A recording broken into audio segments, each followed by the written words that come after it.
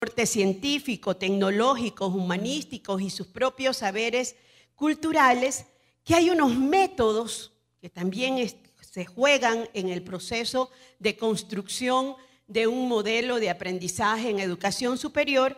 Estos métodos tienen que ver con métodos profesionales y para eso pues ya hemos trabajado los modelos de actuación profesional para las prácticas, etcétera.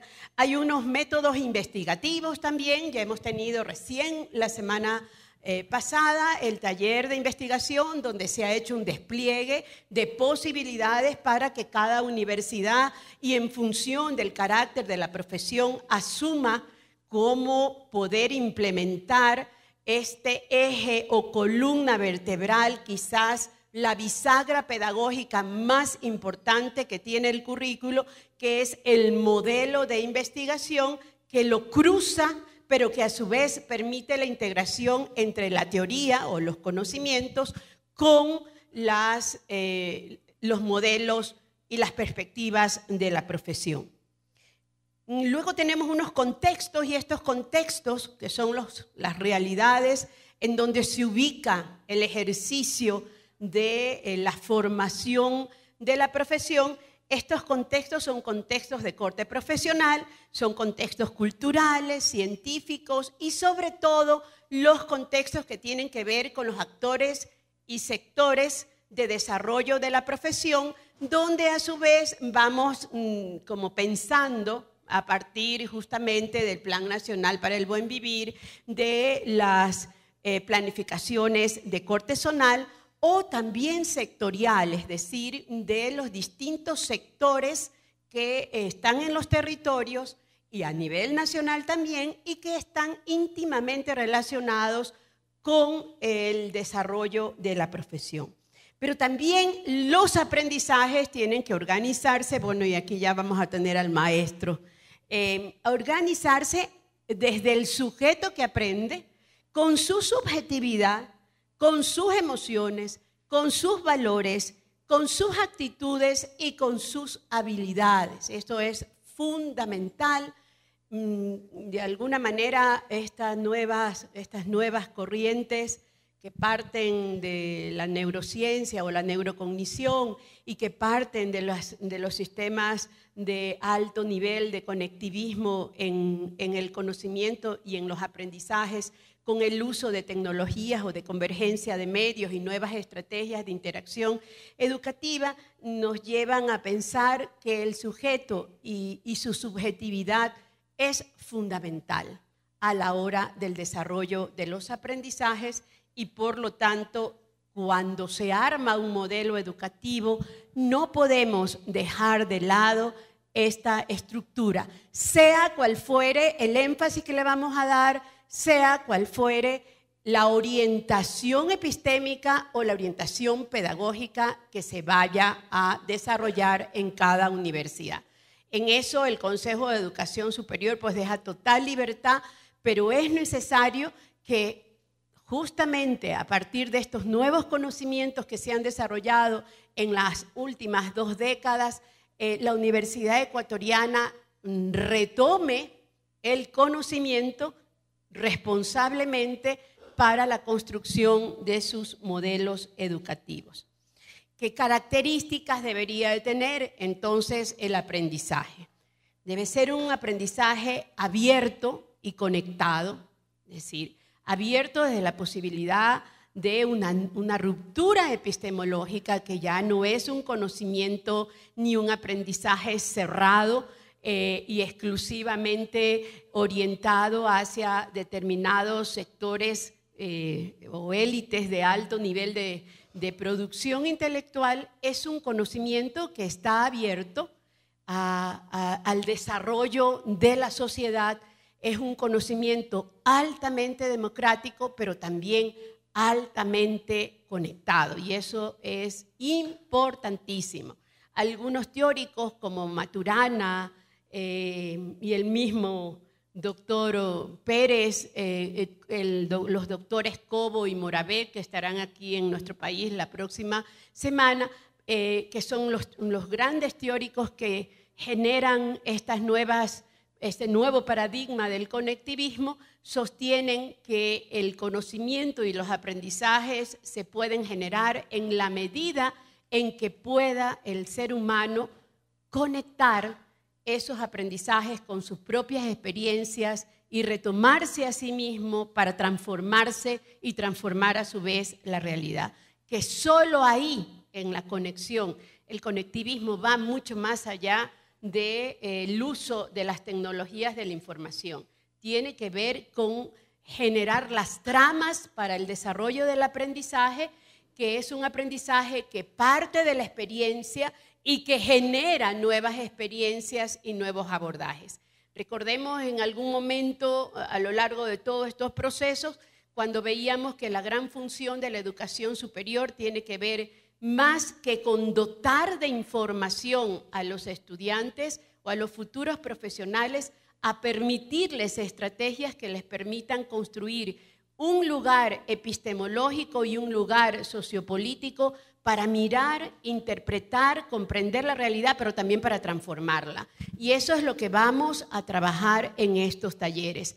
Cómo lograr superar modelos educativos exclusivamente centrados en los contenidos para pasar a modelos educativos centrados en competencias y en habilidades que permitan otros niveles de desarrollo de la autonomía de los seres humanos para la generación de aprendizajes. Otra característica importante que aparece en el régimen académico es que los conocimientos tienen que siempre estar contextualizados y ser pertinentes, es decir, ser responsables socialmente y estar contextualizados con los distintos territorios. Otro elemento importantísimo que, aunque no está en el régimen, está en toda la literatura de los aprendizajes o de las teorías de aprendizaje contemporáneas, tiene que ver con el desarrollo de conocimientos generados y aprendizajes generados de forma colaborativa y de forma distribuida. La gran idea de la educación superior o de los aprendizajes de la educación superior es poder expandir los aprendizajes para lograr que en los distintos territorios donde se apliquen los aprendizajes profesionales exista el uso extensivo e intensivo del conocimiento para su transformación en términos de innovación social y tecnológica. Otro elemento, y aquí está el padre de esta teoría, los conocimientos significativos y relevantes, eso no lo voy a desarrollar porque aquí está el dueño de la teoría que va a generar. Y luego lo que tiene que ver con esta postura crítica, creativa y práctica del aprendizaje, que son fundamentales, es decir, tanto el conocimiento como los aprendizajes deben de ser críticos, creativos, pero tener posibilidades de aplicarlos para la transformación de la realidad. Y por último, tener claro que el conocimiento parte de la experiencia o el aprendizaje parte de una experiencia, de unos saberes, de un proceso de contextualización, ya todo esto lo hemos visto simplemente para situarlo, de un proceso luego de la contextualización de distinción. Vamos a aprender de la misma manera como se genera el conocimiento, que eso es esa es una estrategia importante para el desarrollo. Luego de la distinción, aprender a organizar los conocimientos, aprender a comprender y a explicar, a estructurar nuevos modelos o nuevos circuitos de conexiones que a su vez nos permitan implicarnos con el conocimiento y traducirlo en aprendizajes permanentes. Estos circuitos, que alguna vez ya los hemos trabajado, pues vamos a tener talleres prácticos con el doctor.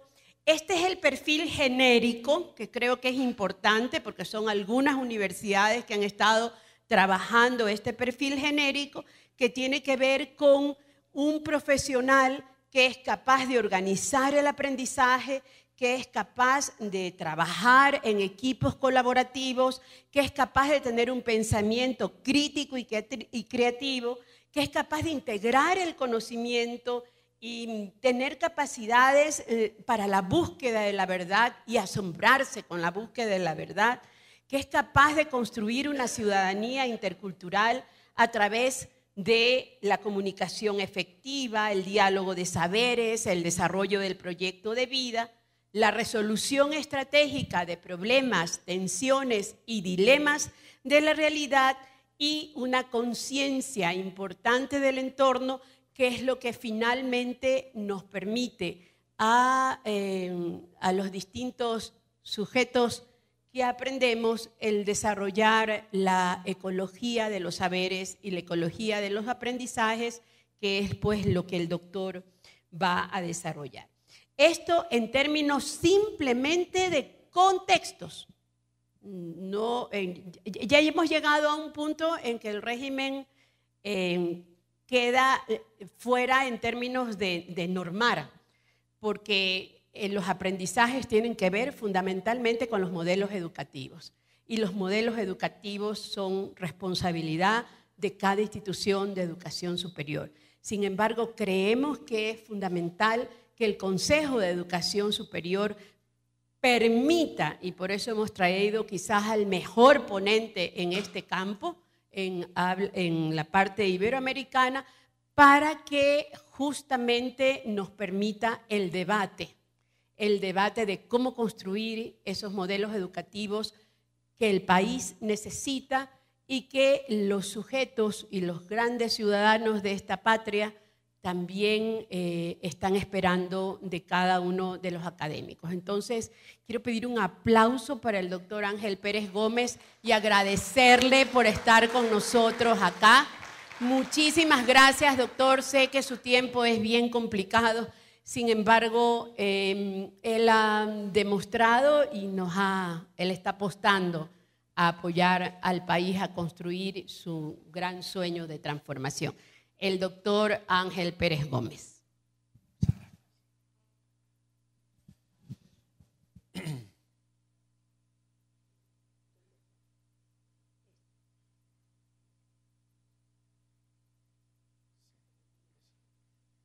Ya lo paso yo. La vista completa. Pantalla completa.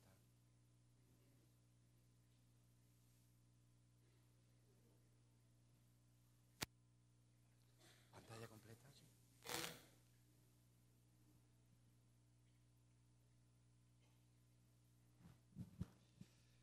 Bueno, muy buenas tardes a todas y a todos.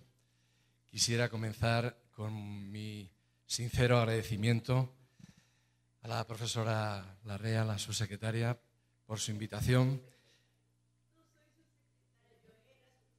a, como hoy la han presentado así, pues yo, bueno, en el Consejo de Educación Superior. Y también agradecer al excelentísimo rector de esta universidad por la amabilidad que ha tenido al recibirme. Me ha paseado de forma breve pero muy sustantiva por los edificios y por el espacio de esta universidad que realmente me encanta. Bueno, qué decir, lo ha dicho todo la profesora Larrea, así que yo adiós, buenas noches y nos volveremos a ver.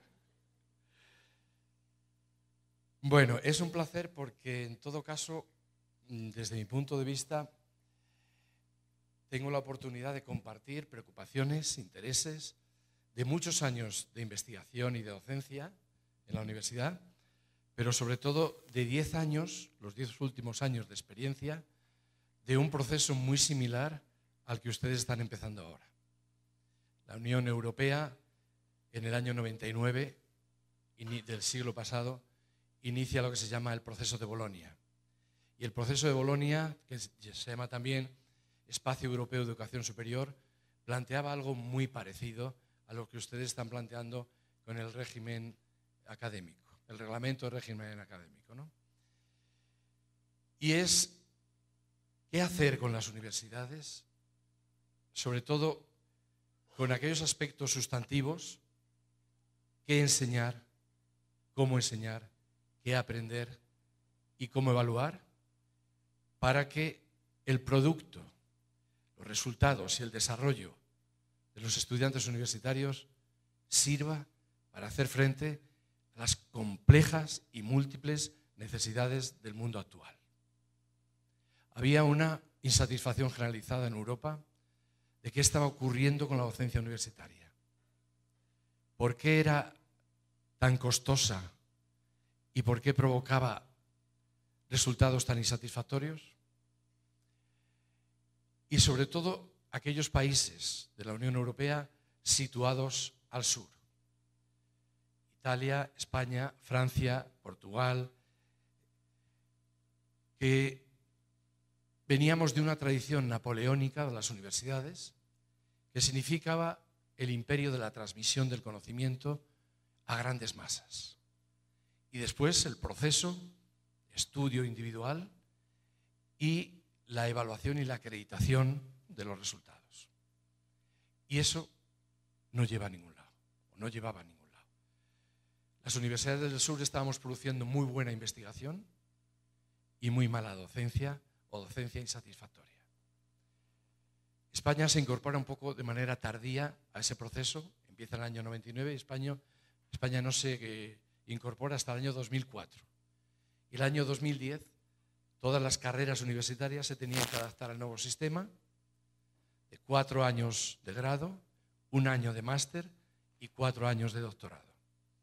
Y sobre todo a la reforma metodológica correspondiente.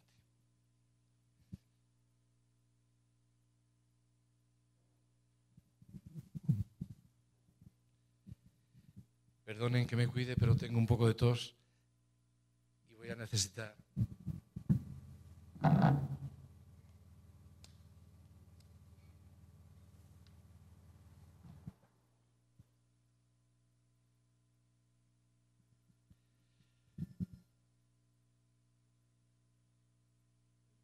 Lo más importante y lo más difícil tiene que ver precisamente con esto. Cómo se produce el cambio metodológico en la universidad, en la docencia de la universidad, para intentar garantizar resultados mucho más satisfactorios que los que estaban previamente resolviendo. Y el eje principal que se plantea es la traslación desde una universidad centrada en la docencia a una universidad centrada en el aprendizaje. ¿Pero qué quiere decir eso? ¿Es un mero juego de palabras? ¿Qué hay debajo? ¿Habrá que entender qué significa el aprendizaje en la era digital? ¿Habrá que entender qué significa el aprendizaje en el mundo complejo de la sociedad global en la que vivimos? Particularmente me parece que esta es la clave de todo el conjunto de sugerencias que después van a venir. ¿Qué entendemos realmente por aprendizaje? Y todos los conceptos que posteriormente se acumulan y que tienen que ver con él.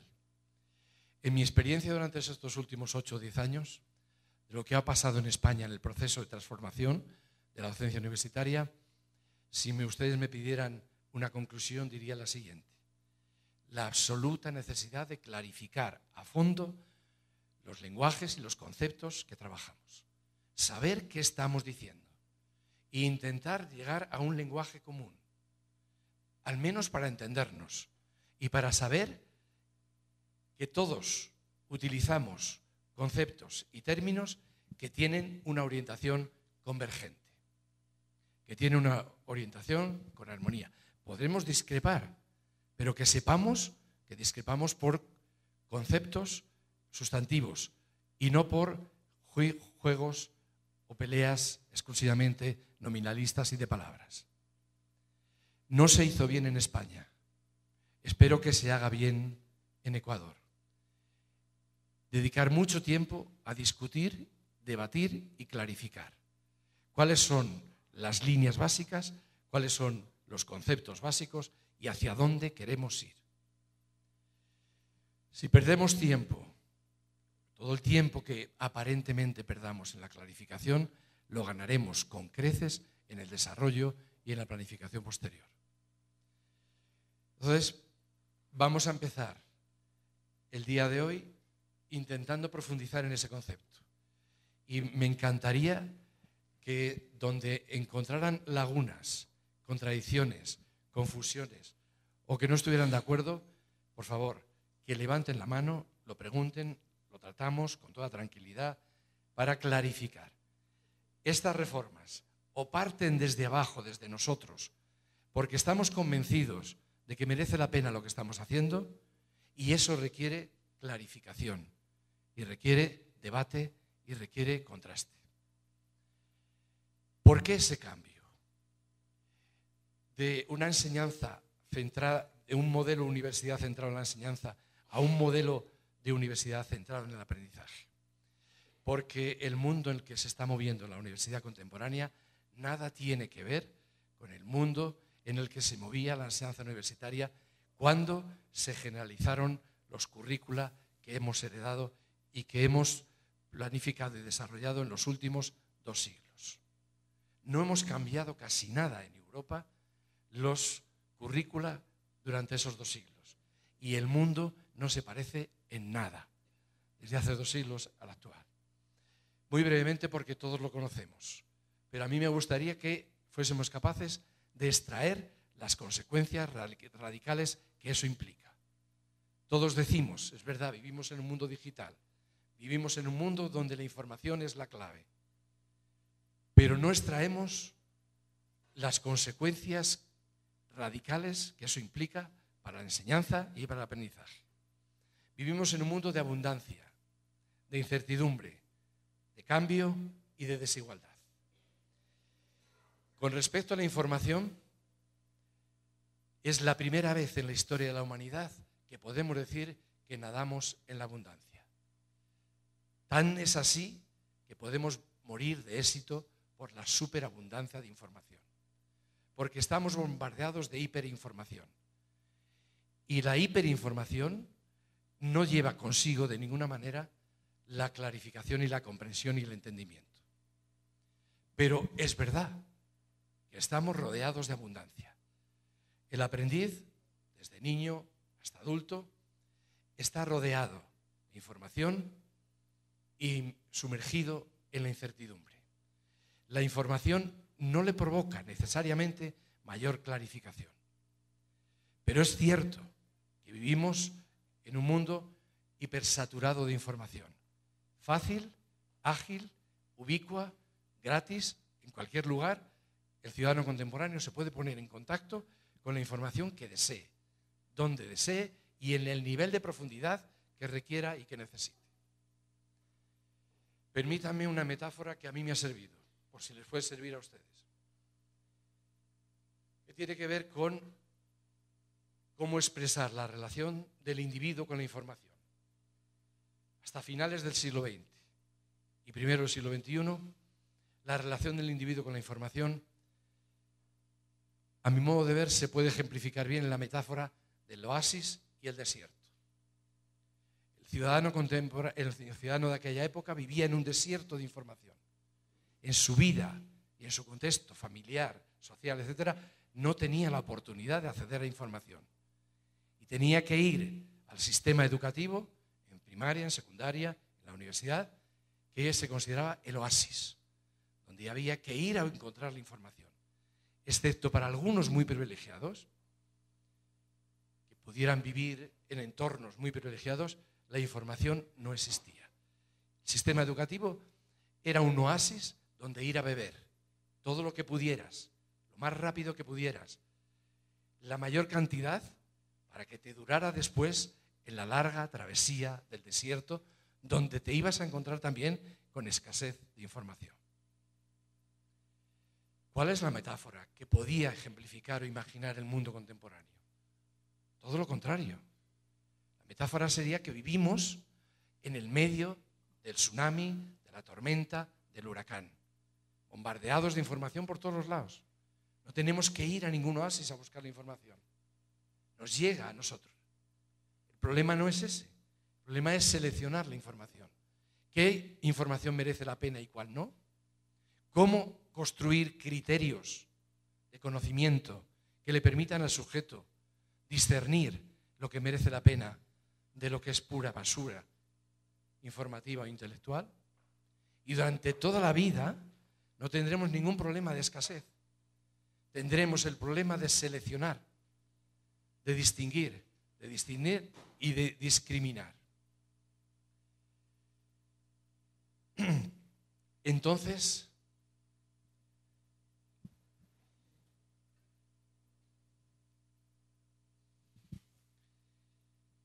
¿cómo podríamos definir el aprendizaje?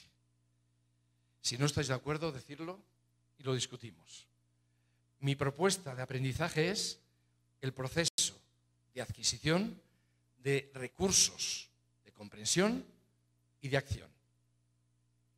Desde bien pequeñitos, el ser humano está adquiriendo recursos de muy diferente tipo.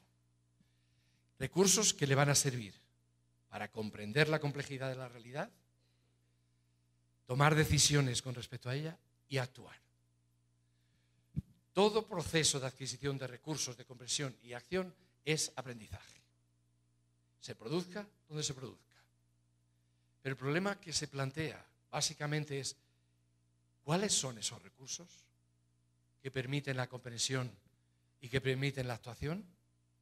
¿Cuáles son los recursos que hay que aprender, que hay que adquirir?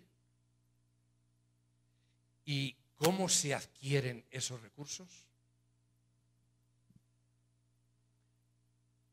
¿Podríamos estar de acuerdo en la definición de aprendizaje? Genérica. Pues vamos a ir complejizándola un poco más. En torno a esa definición, a lo largo de la historia de la humanidad, han ido enfrentándose tres corrientes fundamentales. El innatismo, o el idealismo, que planteaba fundamentalmente que esos recursos de comprensión y de acción ya los tiene el individuo en la herencia genética y que solo hace falta, como a las plantas, regarlos y permitir que haya luz y sol para que se desplieguen y aparezcan, pero todos esos recursos ya están en el origen genético de cada uno de los individuos y unos tienen más y otros tienen menos, e incluso unas culturas tienen más y otros tienen menos, incluso unas razas tienen más y otros tienen menos. Ese es un planteamiento. Afortunadamente, hoy día ya nadie lo defiende. Afortunadamente, explícitamente, pero implícitamente hay muchas trayectorias todavía y hay muchos componentes donde aparece esos principios básicos del innatismo. En contraposición al innatismo, en el otro extremo, aparecen muchas corrientes denominadas dentro del concepto paraguas ambientalista. El ser humano no trae nada genéticamente, nada más que la capacidad de asociar. Y todo el proceso, todos los recursos de comprensión y de acción los va adquiriendo el ser humano mediante la incorporación de los estímulos, experiencias, realidades, etcétera, etcétera, con las cuales se pone en contacto a lo largo de todos los días, meses, años de su vida. El ser humano y la mente es una tabla rasa y el ambiente, la cultura, la sociedad, la economía, las relaciones, el arte, etcétera, etcétera, se encargan de ir esculpiendo en esa mente en blanco las peculiaridades y características que definen los recursos de cada uno de nosotros. En su extremo más radical está defendida esta postura por el conductismo, pero significa, de alguna manera, el determinismo sociocultural. Ya no es la herencia genética la que determina los recursos que cada individuo va a adquirir para comprender y para actuar, sino que ahora es el determinismo sociocultural, socioeconómico, ambiental, el que determina las posibilidades que cada individuo va a tener de adquirir los recursos para poder comprender y poder actuar. Tercera postura, tercera corriente, el interaccionismo.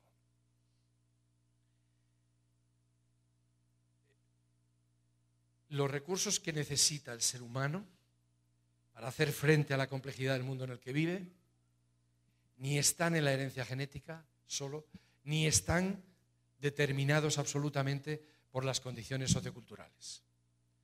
Es en el proceso de interacción del individuo con su contexto donde se van construyendo paulatina, lenta y secuenciadamente los recursos que cada uno va incorporando para comprender, tomar decisiones y actuar. Por tanto, ni hay una tabla rasa, ni hay un condicionamiento genético, sino que es un proceso mucho más complejo, mucho más lento, mucho más perplejo de interacción del individuo con el contexto. Y en el contexto está el contexto físico, el contexto ambiental, el contexto sociocultural y el contexto afectivo. Todos esos contextos, con todos esos contextos interactúa desde bien pequeñito el ser humano. Y en ese proceso singular de interacción de cada uno con ese contexto se van generando progresivamente los recursos. Y los primeros recursos que va construyendo son plataformas que te impulsan para poder adquirir más recursos y limitaciones para restringir la apertura hacia otros múltiples ámbitos de adquisición de recursos.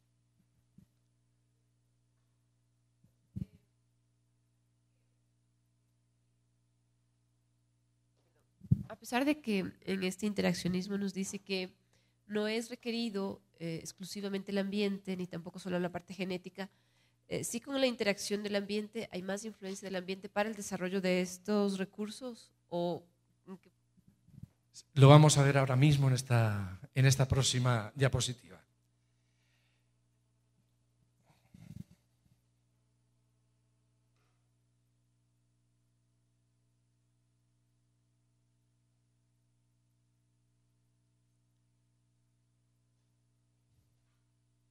Esta era. A lo largo de todo el desarrollo de las ciencias humanas, las ciencias sociales, fundamentalmente de la psicología y de la pedagogía, han ido produciéndose corrientes básicas que definen y posiciones con respecto al dilema y al posicionamiento que antes decíamos. ¿Qué tiene más fuerza? ¿El ambiente? ¿Los componentes innatos? ¿El proceso de interacción?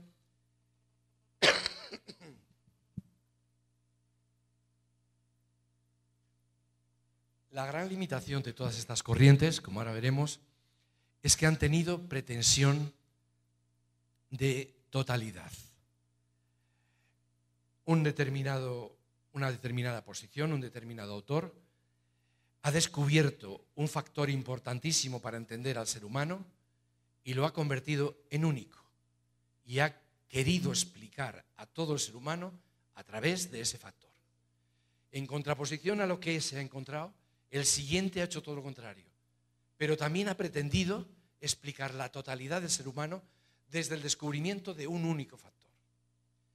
Bien, en pedagogía nunca hemos podido tener esa posición y nunca deberíamos tenerla.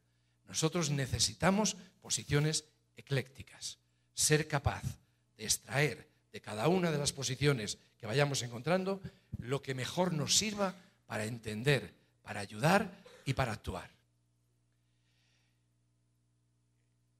Yo personalmente considero que a lo largo del desarrollo de la psicología cognitiva, de la psicología de la educación evolutiva y de la didáctica, han aparecido o hemos identificado 5 vías fundamentales de construcción de esos recursos.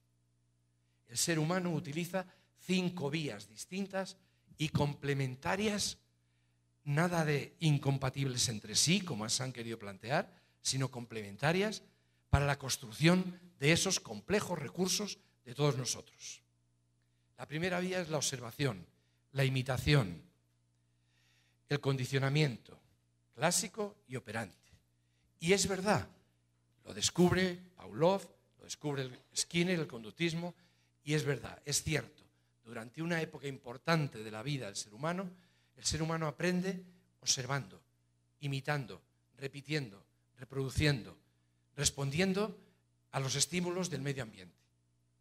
Y es fundamental entenderla. Y esa es la clave para saber cómo se pueden ir construyendo recursos.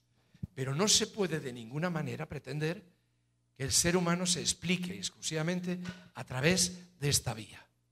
Esta vía es una parte, nada más, de lo que el ser humano poco a poco va construyendo.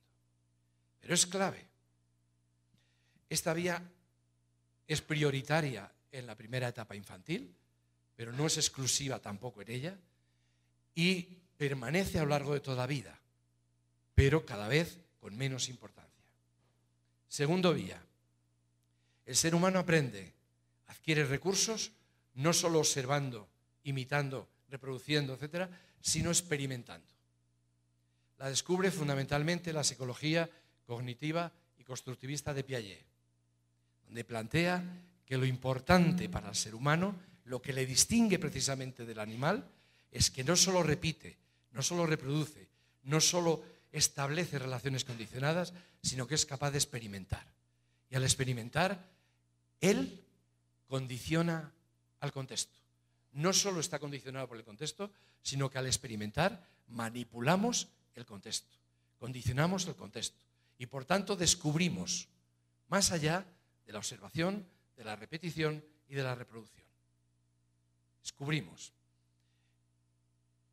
Piaget llega a plantear que esta es la vía fundamental del aprendizaje del ser humano como ser autónomo, porque más allá de la reproducción y apoyándose en lo que ha imitado y en lo que ha observado, ahora se proyecta al futuro experimentando, construyendo de manera autónoma nuevos horizontes, nuevos recursos que no tenían las generaciones anteriores.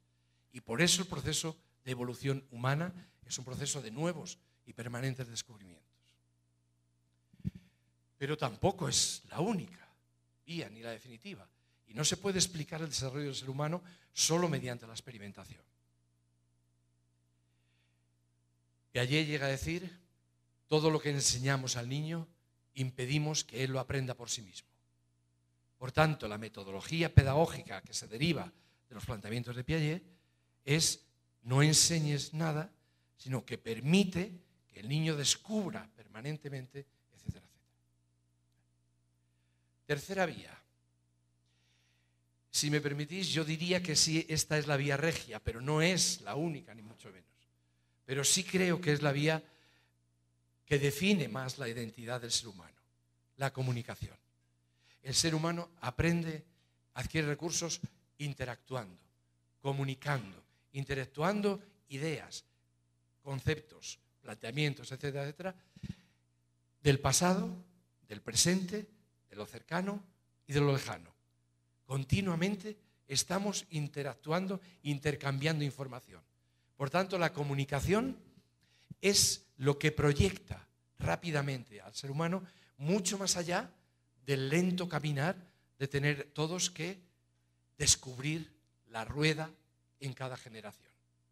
No descubrimos la rueda porque somos capaces de apoyarnos en los descubrimientos anteriores que nos los transmiten a través de la comunicación oral, escrita, multimedia, digital, etcétera, etcétera.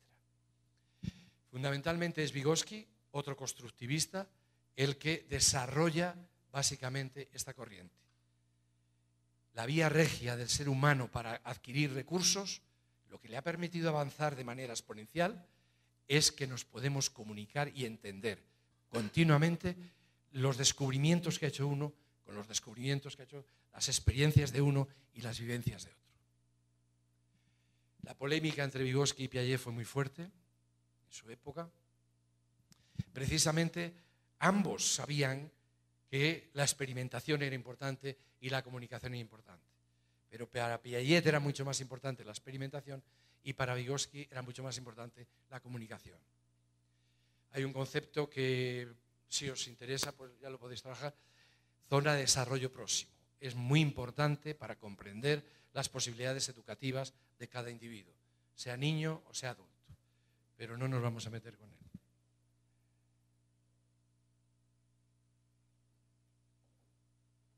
La comunicación es la vía regia, pero no es la única, mucho menos. Para poder comprender la complejidad de los procesos de adquisición de recursos del ser humano, hay que tener en cuenta todas las demás. La cuarta sería la movilización consciente, la reflexión consciente. Nosotros en Occidente hemos tenido, y me refiero fundamentalmente a Europa, hemos tenido muy poco interés y muy poco contacto con esta vía. La filosofía oriental la ha cuidado mucho más que nosotros. Es la meditación, es la reflexión, pero la reflexión hacia adentro. Una manera importantísima de construir recursos es aislarnos de todo, de la comunicación, de la experimentación, de la observación, de los estímulos, etcétera, etcétera, y volvernos sobre nosotros mismos, flexionar sobre nosotros mismos y empezar a organizar el cacao interior que normalmente tenemos. ¿Qué está ocurriendo? Y para eso necesitamos aislamiento. Por favor, ni música, ni luz, si podemos, meditación y reflexión, ni contacto con nadie. Eso ya lo conseguimos mediante la comunicación. La reflexión compartida ya la saturamos mediante la comunicación. Esta es una vía de construcción de significados de uno sobre sí mismo, recomponiendo, reorganizando, viendo y priorizando qué aspectos tienen más importancia en lo que hemos construido y qué aspectos son absolutamente triviales. Y qué elementos están impidiendo nuestros pasos hacia adelante y qué elementos están potenciando nuestras posibilidades futuras. ¿Cuándo en la universidad cultivamos este planteamiento y esta vía? ¿Y en la escuela? Una de mis sorpresas en la visita a la Universidad Politécnica de Singapur, fui a ver algo parecido a lo que he hecho hoy, ir a la biblioteca. En la de aquí no existe, en la mía, en la Universidad de Málaga tampoco. En la biblioteca había 3 salones, 3 salas absolutamente cerradas, muy cómodas para estar y sin luz y insonorizadas, donde los alumnos van allí de vez en cuando simplemente a meditar. A nosotros nos parece hasta ridículo. Pues no es nada ridículo. Es fundamental en la reconstrucción del propio proceso de entenderte a ti mismo y reconfigurarte a ti mismo. Y que entender dónde están las limitaciones, dónde están las fortalezas y dónde están nuestras debilidades.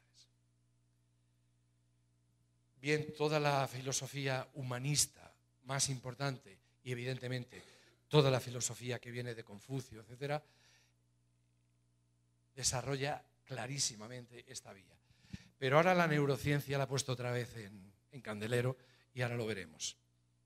Y la quinta vía es la movilización inconsciente. Es decir, la movilización de los elementos que han pasado a formar parte de mecanismos automáticos, de mecanismos inconscientes, de nuestro piloto automático que actúa sin necesidad de la conciencia y donde se han situado tanto lo que no queremos saber nada porque hemos reprimido, como las fantasías que somos incapaces de poder imaginar porque nos dan miedo también, o los elementos cotidianos, los hábitos que hemos ido construyendo porque eran positivos para poder hacer frente a las necesidades de la vida cotidiana. Es mucho más del inconsciente que planteaba Freud. El inconsciente de Freud era mucho más limitado y mucho más restringido a las interacciones reprimidas del individuo con el medio. No. En el inconsciente está todo aquello que no necesita la conciencia para funcionar. Todo aquello que no necesita la conciencia. Por ejemplo, nuestra habilidad para conducir la máquina más complicada, cuando la hemos aprendido, la convertimos en una rutina y la hacemos inconsciente. Eso forma parte de nuestro piloto automático. Y es clave.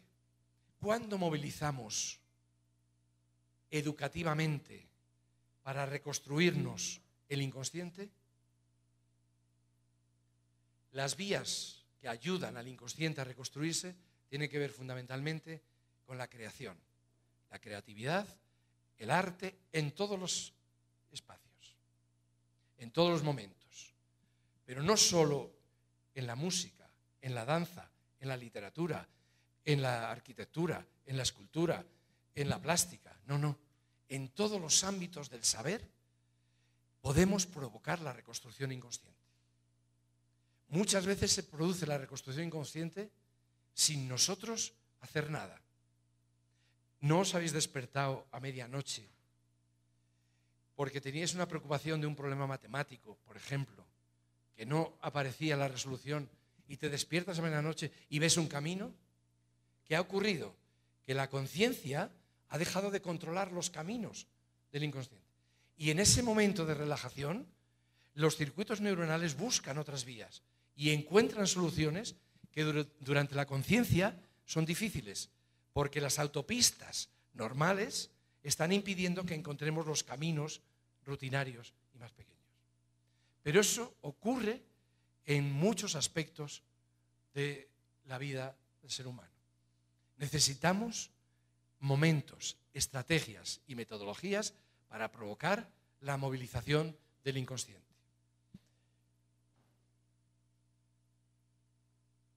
Pues bien, pedagógicamente hablando, para mí estas son las 5 vías que debemos y tenemos que utilizar para provocar el desarrollo y la adquisición de los recursos humanos que necesitamos para comprender, decidir y actuar. ¿Alguien considera que hay alguna vía que no ha aparecido aquí? ¿Que el ser humano utiliza otras vías para construir recursos que no están aquí? Que no sean observación, imitación, experimentación, descubrimiento, comunicación, interacción, movilización consciente y movilización inconsciente. Bueno, pues si encontráis, yo estaría muy agradecido que me lo comuniquéis y en el próximo libro lo incorporo, lo prometo.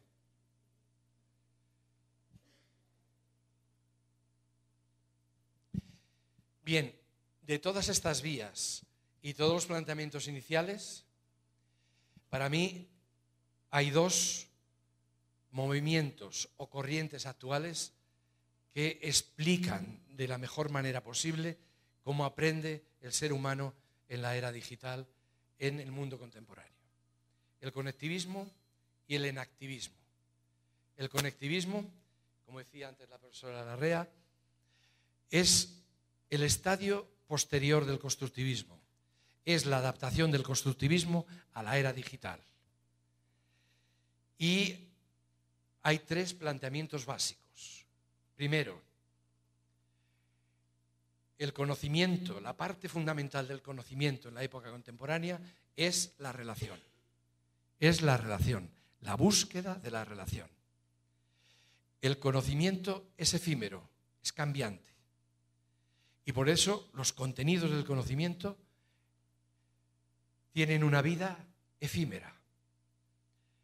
Y en el siglo XXI y en la era digital, lo importante es estar situado en las redes que te permiten acceder a todos los últimos requerimientos, experiencias, investigaciones, propuestas e hipótesis que se hacen sobre tu campo del saber. No hay otra manera de hacer frente al carácter caduco y efímero del conocimiento de estar situado en red. Y al estar situado en red, en función de la calidad de la red, las interacciones permanentes entre todos los que estamos buscando el elemento más ulterior del conocimiento, aparece la comunicación horizontal. Y en esa comunicación horizontal, el proceso y el contexto es tan importante o más que el contenido.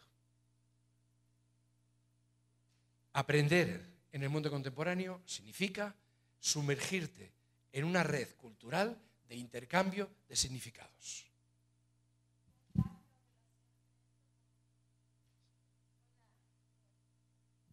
¿Qué anclaje o relación tiene esto con la teoría del pensamiento complejo de Edgar Morin? Mucha, porque participan de los mismos principios claves. Pero el conectivismo se esfuerza en hacer patente que esa interacción hoy día a través de las redes digitales es posiblemente ilimitada. Y por tanto tenemos que empezar a tener en cuenta las claves que nos permiten discernir las redes que merecen la pena y las redes que no. Pero el eje fundamental es sumergirnos en la corriente de producción, distribución y consumo de nuevos significados. Para nosotros, las redes académicas y construir redes académicas de alto nivel en cada uno de nuestros ámbitos. No podemos estar fuera, perderemos el tren. Hay que estar en las redes académicas de alto nivel, porque el conocimiento se produce precisamente ahí y nos vamos a empapar de conocimiento simplemente participando de la cultura de las redes, intercambiando, proponiendo, discutiendo, programando, etcétera, de las redes. Por eso llegan a decir el conectivismo que más importante que el qué y más importante que el cómo es el dónde. ¿Dónde? ¿Dónde estás situado como aprendiz? ¿En qué contexto cultural, académico, científico te mueves? Y en función del contexto en el que te muevas, así será tu proceso de aprendizaje. Porque aprendemos fundamentalmente por ósmosis, es decir, por enculturación, por meternos dentro de una cultura que intercambia significados. Si ahora nos incorporamos a una cultura que intercambia significados de alto nivel y que está permanentemente abierta a la pluralidad de alternativas que se están ofreciendo en el mundo, no te queda más remedio que ir abriendo tu mente para incorporar elementos hasta ahora desconocidos para ti. Por ejemplo, la meditación como componente de la construcción de significados no era un elemento de identidad en el mundo occidental europeo. Naturaleza relacional del conocimiento. Conocimiento situado y distribuido. El conocimiento está situado y está distribuido hoy día en las redes académicas. Allí donde se produce, se investiga, se cuestiona, se debate, se discute y se difunde. Y no queda más remedio que estar en esas redes.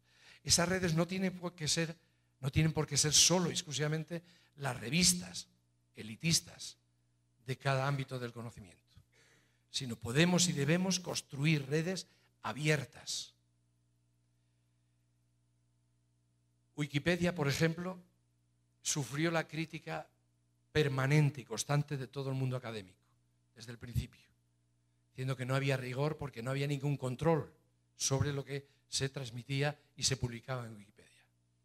Bueno, hoy día Wikipedia se consulta muchísimo más que la Enciclopedia Británica, que era el culmen del saber enciclopédico. Y está mucho más actualizada que la Enciclopedia Británica. Tarda mucho menos en actualizarse que la Enciclopedia Británica. Es verdad que se cuelan artículos que no merecen la pena, sí, muchos. Es verdad que no te puedes fiar de todo, sí, pero buscando dónde están las redes encuentras. ¿Y qué es Wikipedia sino un proceso de construcción del conocimiento compartido, abierto, horizontal, situado y distribuido?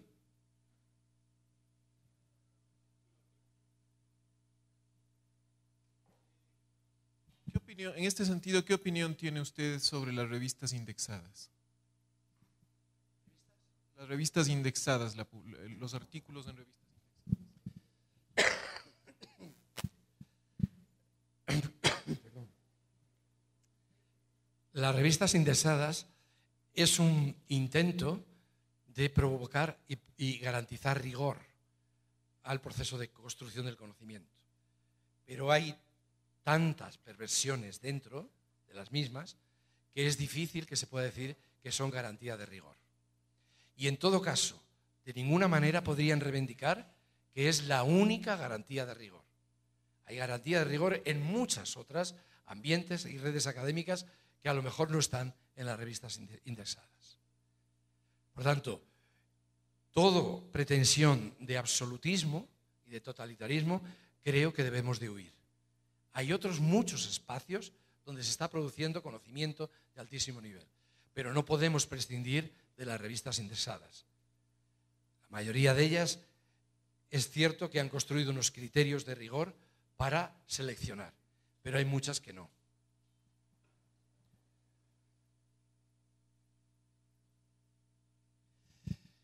El enactivismo, principalmente defendido por Varela y Maturana, pero ahora ya ha sido ratificado por casi todas las aportaciones de la investigación neurocientífica actual. El objetivo básico del enactivismo, de esta propuesta de corriente, es conocer en y para la acción. Si algo se diferencia del constructivismo en su expresión actual, es decir, el conectivismo, es que no se conforman de proponer criterios para enriquecer los significados de representación, sino que además ven que tan importante como enriquecer los significados que utilizamos para comprender, hay que enriquecer los significados que utilizamos para actuar. ¿Son los mismos? ¿La epistemología de la representación mental es la misma que la epistemología de la acción? No. ¿Son contrapuestos? No. ¿Son complementarios? Sí. Pero no se pueden trabajar de manera separada. La epistemología de la representación y de la acción tiene que estar perfectamente integrada. Es decir, cuando actuamos, utilizamos también representaciones. Y cuando estamos representando algo, estamos incorporando propuestas que vienen de la acción. Y por tanto, el enactivismo lo que se propone es afrontar decididamente ambos campos, olvidándonos del dualismo cartesiano. Mente por un lado, cuerpo por otro lado. Consciente por un lado, inconsciente por otro lado. Razón por un lado y emociones por otro lado. El ser humano es un mecanismo complejo de integración que no admite ni unidireccionales ni tampoco dualismos maniqueos. ¿Aparecen contradicciones? Sí. Pues las contradicciones hay que estudiarlas porque seguro que tienen posibilidades de ver dónde están las uniones y dónde están las separaciones. Somos seres biológicos, somos seres sociales y por tanto tenemos que estudiar y analizar cómo construyen los significados y los recursos los seres humanos de representación y de acción, de consciente e inconsciente, razones y emociones.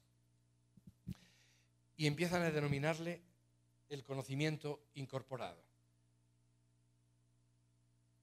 o el saber de la experiencia. No puede ir el saber por un lado, teórico y abstracto, y la experiencia por otro. Ambos son modos que utiliza el ser humano de afrontar la adquisición de nuevos recursos. Y los recursos que utilizamos para comprender mejor no pueden venir solo de la interacción teórica, tienen que venir también de la reflexión sobre la experiencia. Y los recursos que utilizamos para gobernar la acción no pueden venir solo de la repetición de la experiencia, tiene que venir también del enriquecimiento crítico que la teoría suministra a la experiencia.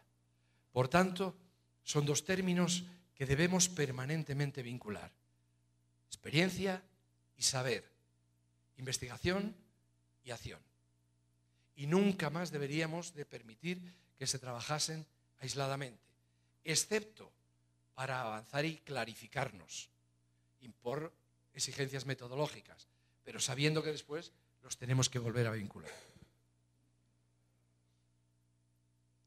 La neurociencia cognitiva, que no tiene más de 30 años, desde que el ser humano ha sido capaz de utilizar una metodología no invasiva para poder representar la fotografía del cerebro, las imágenes de resonancia funcional, magnética funcional, han permitido empezar a descubrir cuáles son los mecanismos de interacción del cerebro. Y a partir de ahí aparecen explicaciones que ratifican o rectifican gran parte de las propuestas previamente desarrolladas en la psicología. 4 aportaciones básicas de la neurociencia cognitiva. Para mí, la plasticidad ilimitada del cerebro. El cerebro es un órgano dedicado al aprendizaje. Es un órgano para aprender. Y aquí respondemos a algo de lo que planteaba la compañera antes. El ser humano nace con un cerebro programado para programar, programado para aprender, no programado para actuar. Hay muy pocos programas de actuación que herede el ser humano, muy pocos, de comprensión y de actuación. Aquellos que se refieren fundamentalmente a los reflejos incondicionados. Todo lo demás, el cerebro es un órgano programado, preparado para aprender continua y permanentemente. Es un descubrimiento que supongo que la mayoría de ustedes, igual que yo, aunque yo sea mayor, nunca nos lo explicaron o es contracultural con lo que nosotros aprendimos. Hasta hace bien poco se planteaba, el cerebro se consolida a los 7 años y se acabó. Y se acabó. Pues no, ni estructural ni funcionalmente el cerebro concluye su vida a una etapa determinada. El cerebro se está recomponiendo permanentemente a lo largo de toda la vida, utilizando 2 mecanismos, la reorganización funcional y la recomposición estructural. Esta última es la que más dificultad ha tenido de poderse admitir y de poderse confirmar. El cerebro es un organismo que construye redes de neuronas, es decir, circuitos, para reflejar y representar las actividades a las que cada uno de nosotros nos dedicamos. Por tanto, se esculpe el cerebro en función de las actividades a las que nos dedicamos, consciente o inconscientemente, voluntaria o obligadamente. Las actividades en las que nosotros participamos desde bien pequeñitos están esculpiendo la estructura funcional de nuestro cerebro. Es decir, el modo como se organizan las neuronas y cómo llegan los estímulos y responden esas neuronas, en función de la actividad que nosotros estemos viviendo, repitiendo continuadamente, etcétera, etcétera. Cuando desaparecen esas actividades y durante mucho tiempo ya no las hacemos, se empiezan a disolver esos circuitos neuronales. Y las neuronas quedan libres ahora para formar parte de otros circuitos que respondan a las actividades que ahora sí estás utilizando y las actividades en las que ahora te estás implicando porque son importantes para tu vida. Por tanto, lo que no se utiliza progresivamente se deteriora y desaparece. Lo que se utiliza como base para múltiples operaciones permanece. Y lo que se utiliza también para responder a actividades concretas también permanece. Pero es más, es que descubre y confirma la neurociencia que allí donde el cerebro está siendo exigido por una actividad actual, importante, relevante, significativa, etcétera, etcétera, es capaz de crear de las células madre, a través de un proceso llamado epigénesis, nuevas células neuronales. En contra de todo lo que hemos creído a lo largo de toda la historia, que siempre decimos, el ser humano a medida que va creciendo no hace más que perder neuronas. Y se acabó, lo siento por ti, que ya eres mayorcito. Pues no, depende. Es verdad que la flexibilidad no es la misma, pero es verdad que se están creando continuamente neuronas, o se pueden crear neuronas en función de las exigencias de las actividades a las que se está incorporando el sujeto. Hay una investigación que habréis oído mucho, porque la dice ya todo el mundo, que es la de los taxistas de Londres. Investigados a través de la neurociencia, durante 6 meses se dedican intensamente a 12 horas de prácticas en las calles de Londres. Por lo cual tienen continuamente que crear nuevos circuitos que respondan a las exigencias de los nuevos callejeros, etcétera, etcétera, etcétera. Resonancia magnética funcional antes de los 6 meses de prácticas. Resonancia magnética funcional después de los 6 meses de prácticas, de 12 horas diarias o de 12 horas. El cerebro, en esa parte dedicada a la conexión neuroespacial, se ha duplicado en la mayoría de ellos. Y en ciudadanos de la misma edad, en la misma situación, etcétera, que no se han implicado en esa actividad tan intensa y tan potente, no manifiestan ese incremento del cerebro. No solo es que se hayan reconstruido funcionalmente los circuitos neuronales, es que se han incrementado. Y allí había taxistas de 19 hasta 45 años. Y en todos había ocurrido el mismo fenómeno.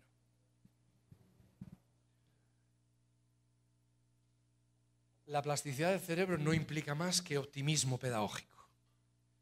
Todo se puede aprender si conseguimos el contexto y las actividades adecuadas para que el individuo se implique en una actividad que esculpa su cerebro.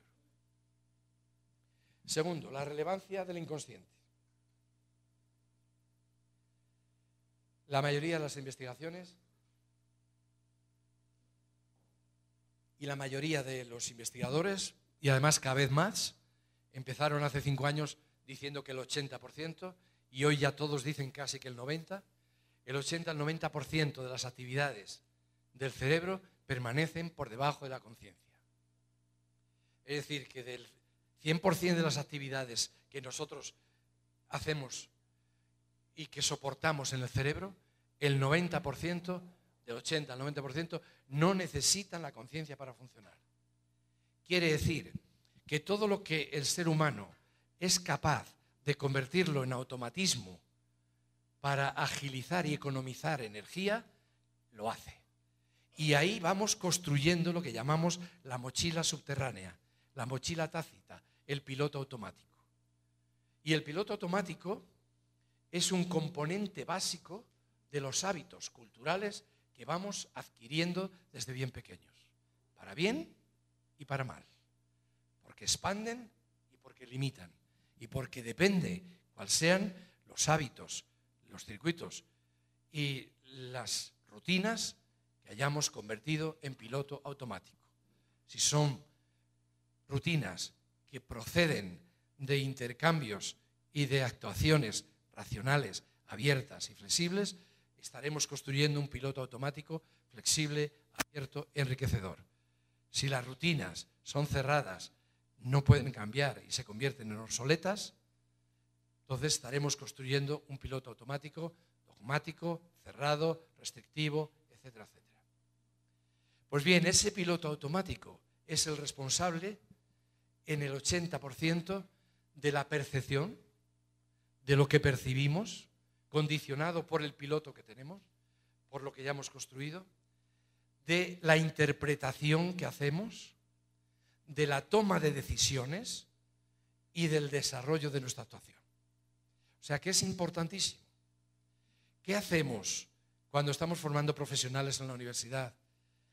¿Alguien de nosotros se ha preocupado por entender el piloto automático de nuestros alumnos? Y si ese piloto automático les hace tener una visión absolutamente cerrada, diciendo, es que yo no soy capaz.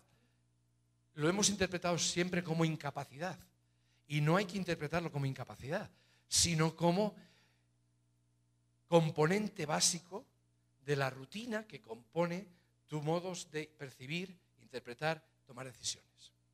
Que han sido útiles en una época y pueden dejar de ser útiles porque el cambio tan radical del contexto en el que vivimos ha convertido en obsoletas prácticas y mecanismos que eran útiles en un momento determinado.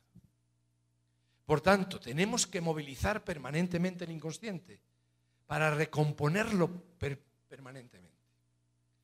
Las investigaciones que en neurociencia se han hecho también comparando expertos con novatos, no está en el nivel del conocimiento alcanzado. Los novatos son capaces de manifestar un nivel de conocimiento teórico, explícito y verbal tan elevado, o a veces más, que el experto. Está en la riqueza del piloto automático, de la mochila transcultural. El piloto automático del novato es muy rígido, se guía por normas, necesita seguir paso a paso las normas. El piloto automático del experto se guía por la intuición. Eso que llamamos intuición no es más que una mochila cultural muchísimo más rica, muchísimo más interactuada, construida a través de la reflexión sobre la acción, sobre la investigación, sobre la práctica y modificada año tras año, etcétera, etcétera. Construyendo capacidades de percepción, de interpretación y de toma de decisiones que no aparecen en el novato. Ante una misma situación, el novato es incapaz de ver elementos claves y el experto los ve inmediatamente. Sin embargo, el novato es capaz de, en un examen, dar 10 puntos por encima del experto. ¿Qué hacemos? Ese es el reflejo de la universidad academicista que tenemos, que se ha preocupado por el desarrollo de un componente del conocimiento, pero no del componente más básico, más fundamental, que es el que decide nuestra percepción, interpretación y acción.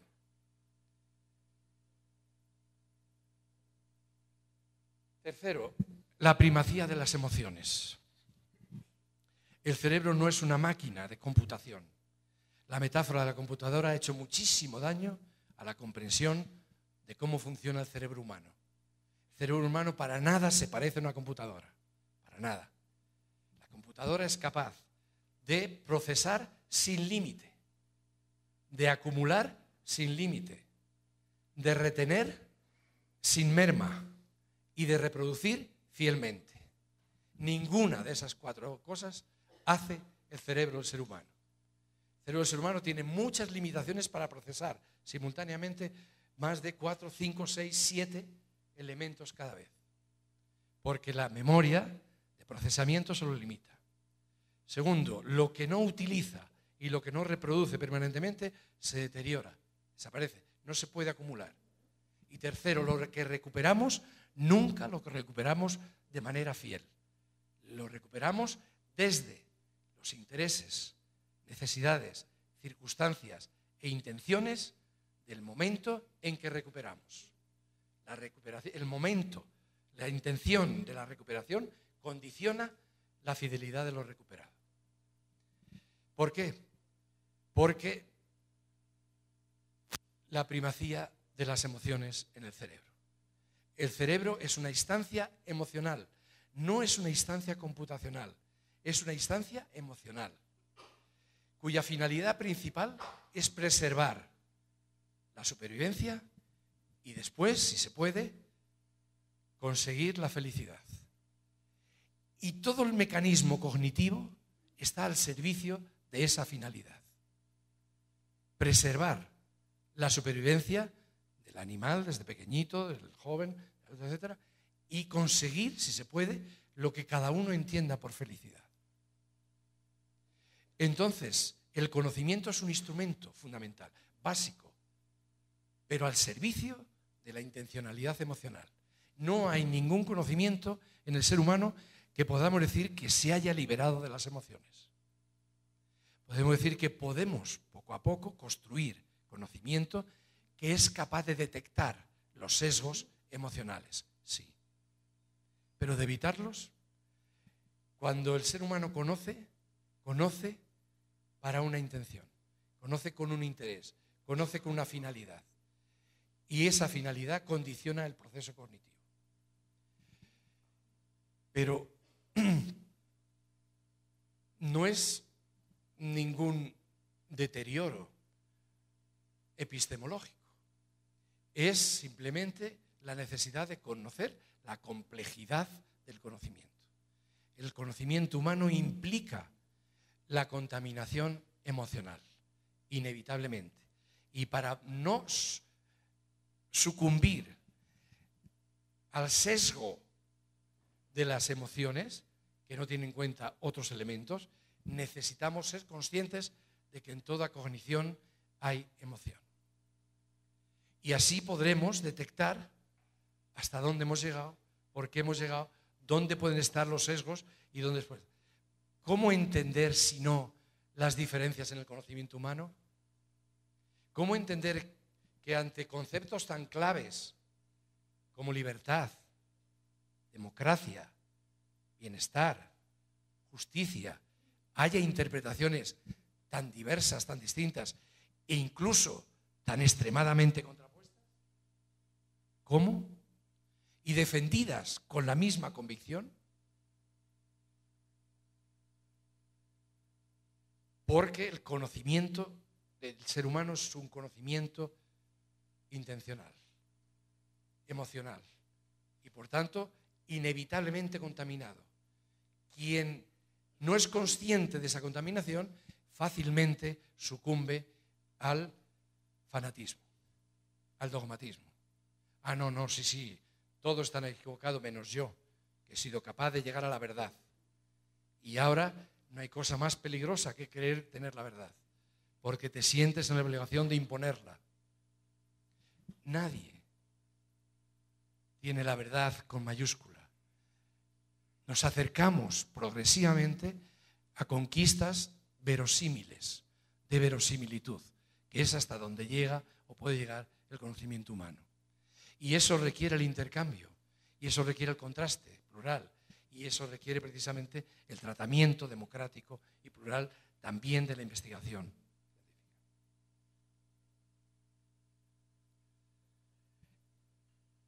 Bueno, hay muchas más aportaciones, pero para lo que nos interesa yo creo que estas son las claves. ¿Cuál es el paso siguiente? Sí.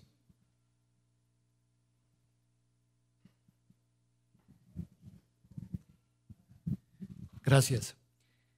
No sé qué opina usted, pero considero que es el docente primero el que debe llegar a conocer todas las técnicas de neurociencia aplicada a la pedagogía, inteligencia emocional, plasticidad cerebral, aplicando ciertas técnicas del Reiki, Ho'oponopono, todas esas técnicas, inclusive incursionando en lo que son las neuronas de espejo, como para poder entender después al estudiante.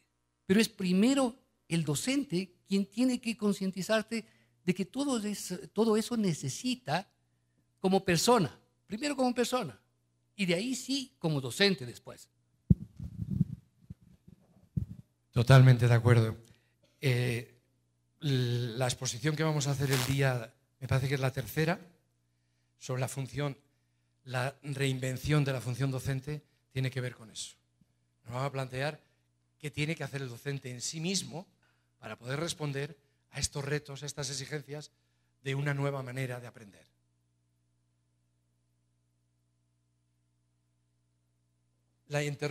El interrogante clave ahora es el siguiente, para mí, evidentemente.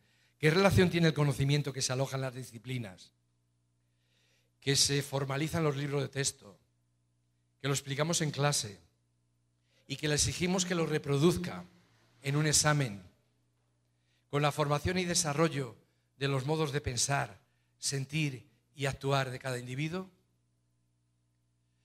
en primaria, en secundaria y en universidad? Piénsenlo. La contestación a esa pregunta, a mi modo de ver, es que en el sistema educativo hemos convertido una inversión perversa de la relación medios-fines. Lo que eran puros medios los hemos convertido en fines y nos hemos quedado sin fines. Es decir, cualquier profesor en España que le preguntes ¿cuál es tu función? Explicar bien las matemáticas. ¿Sí? Ese es un medio. Explicar bien matemáticas es un medio para conseguir un fin. El fin de la escuela no es que tú expliques bien matemáticas. El fin de la escuela es provocar el desarrollo del pensamiento matemático en cada niño, en la medida de sus posibilidades. Y explicar tú bien matemáticas será un instrumento para ese fin. Pero si el fin es el desarrollo de las cualidades humanas, de las competencias o de las capacidades, y las disciplinas son el mejor instrumento que tenemos para ello, el segundo interrogante que tenemos que proponernos ahora es ¿qué contenidos y qué métodos favorecen el desarrollo de esas cualidades, de esas capacidades y de esos métodos? Y de esos modos de pensar. Esos contenidos y esos métodos estarán justificados y serán unos medios favorables, magníficos para esa finalidad. Pero si contestamos negativamente, si no podemos decir que esto que estoy ahora yo explicando en literatura o en lengua provoca el desarrollo de la capacidad lingüística, olvidémonos. No tenemos ninguna necesidad de darlo, porque no es una finalidad en sí mismo, sino que es un instrumento metodológico para conseguir una finalidad: desarrollar el pensamiento literario, el gusto literario en este individuo y en este. Por tanto, recuperemos la relación original, recuperemos que los fines de la educación no es la enseñanza y el aprendizaje de las disciplinas, sino el desarrollo de las capacidades humanas, competencias o cualidades o pensamiento práctico. Estos son los recursos. Estos son los recursos que hay que provocar que adquieran los niños, las niñas y los adultos, evidentemente, en la universidad. ¿Cómo desarrollar sus modos de pensar, de sentir y de actuar? ¿Y qué lugar ocupan los conocimientos como instrumentos privilegiados para conseguir esa finalidad? Pues bien, aparece el concepto que también es muy polémico y por eso es necesario que clarifiquemos qué hay debajo.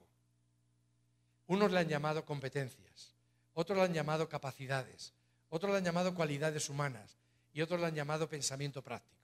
Y todos los autores que están ahí han dado vueltas al mismo tema. ¿Y cuál es ese tema? Que los recursos humanos que nosotros utilizamos para hacer frente a situaciones problemáticas de nuestra vida cotidiana componen un sistema. Y componen un sistema de comprensión, de interpretación y de acción. Y ese sistema de comprensión y de acción es lo que tenemos que intentar provocar su desarrollo en los jóvenes universitarios con los que trabajamos. Es un sistema de comprensión y acción que utilizamos en nuestra vida personal, en nuestra vida social y en nuestra vida profesional, cuando nos enfrentamos a situaciones problemáticas. Y no podemos olvidar que el 80% de esos recursos permanecen por debajo de la conciencia.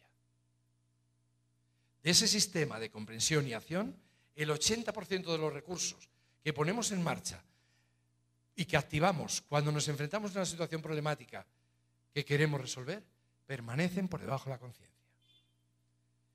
Y esos recursos, ese sistema se compone de conocimientos, evidente. Sin conocimientos no hay competencias, no hay cualidades humanas, no hay pensamiento práctico. Pero las competencias, las cualidades y el pensamiento práctico es mucho más que los conocimientos. Pero sin conocimiento no hay. Por tanto, no hay ninguna oposición entre conocimientos y competencias. Porque los conocimientos son un componente imprescindible de las competencias.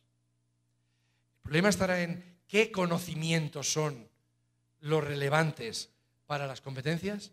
Esa es otra cosa. Pero sin conocimientos no hay competencias. Sin habilidades no hay competencias. Pero las competencias o las capacidades son mucho más que las habilidades. La interpretación más restrictiva, más simple y más mecánica que se ha hecho es comparar y reducir las competencias a habilidades. Y normalmente en la interpretación que se ha hecho, el sistema educativo clásico se basaba en los conocimientos y el sistema educativo actual se tiene que basar en las habilidades. Falso. El sistema educativo actual se tiene que basar en las competencias o cualidades que incluyen las habilidades, pero que de ninguna manera las habilidades impiden o merman los conocimientos. Y lo mismo ocurre con los otros 3 componentes: actitudes, valores y emociones, que los vas a encontrar muchas veces agrupados en una palabra, en un término, un concepto: disposiciones. Las disposiciones internas de cada uno de nosotros son nuestras emociones, nuestras actitudes y nuestros valores, que tienen que ver con el querer. Por tanto, este sistema de comprensión y de acción implica un saber y un querer. Sin saber no hay competencia, pero sin querer tampoco. Una persona que sabe mucho, pero que no quiere hacerlo, no es competente. Que no tiene motivación para hacerlo, no es competente. Un saber triple: saber pensar, saber decir y comunicar, y saber hacer.